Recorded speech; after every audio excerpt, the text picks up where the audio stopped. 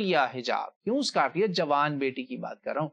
तो पता चला, उन्होंने कहा जी मैं तो जाकिर नाइक साहब के लेक्चर्स सुनती हूँ, उनकी डिबेट्स देख रही थी, उसमें हिजाब का जिक्र हुआ, मुझे इतना अच्छा लगा कि मैंने हिजाब लेना शुरू कर दिया। और शी फॉट हर केस, उस लड़की ने she fought her case and she was able to maintain her हिजाब।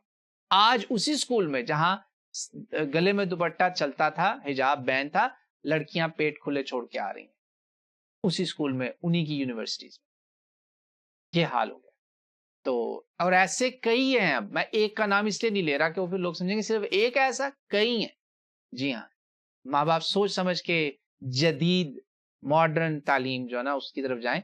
अल्हम्दुलिल्लाह मैं खुद इस वक्त एक डॉक्टरल स्टूडेंट हूँ, मुझे पता है मैंने कहाँ पढ़ना है। अल्हम्दुलिल्लाह यहाँ की बुराई और तरह की, हमें पता है ये गैर मुस्लिम है भाई, मेरे सामने बाहर अगर एक काफिर शराब पी रहा होगा